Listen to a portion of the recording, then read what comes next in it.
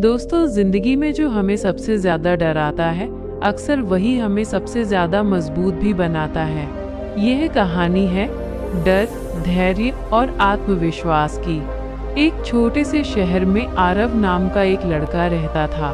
आरव पढ़ाई में ठीक ठाक था, लेकिन एक कमी थी, वो असफलता से बहुत डरता था। अगर कोई नया काम हो तो वो पहले ही सोच लेता, अगर फेल हो गया तो, अगर लोग हंसने लगे तो। एक दिन उसके स्कूल में एक प्रतियोगिता की घोषणा हुई, शहर के सबसे बड़े मंच पर भाषण देने की। टीचर ने आरव से कहा, तुम्हारी सोच अच्छी है, तुम्हें हिस्सा लेना चाहिए। आरव घबरा गया, उसके हाथ कांपने लगे। उसने मना कर दिया। शाम को वह उदास बैठा था। उसके पिता ने पूछा, क्या हुआ? आरव ने सब बता दिया। पिता कुछ देर चुप रहे, फिर उसे पास के नदी किनारे ले गए। वहां एक नाव बंधी हुई थी। पिता ने कहा, आरव, क्या तुम जानते हो ये नाव क्यों बनी है? आरव बोला, पानी में चलने के लिए।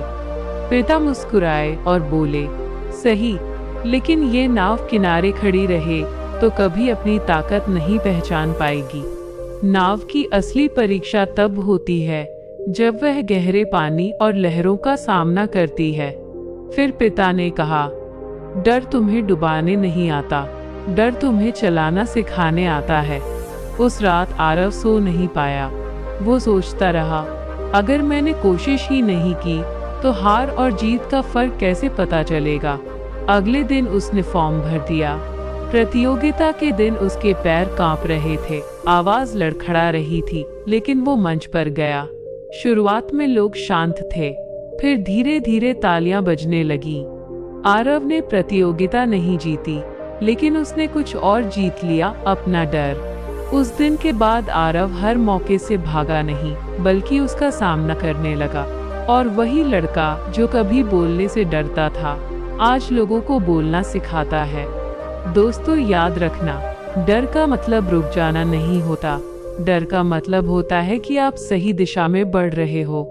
जो डर के आगे झुक जाता है वो सुरक्षित तो रहता है, पर कभी बड़ा नहीं बनता।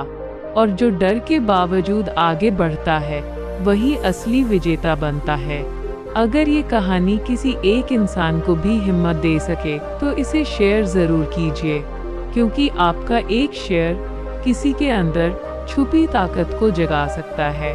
ये था जीवन ज्ञान मोटिवेशन कहानियाँ जो मायने रखती हैं।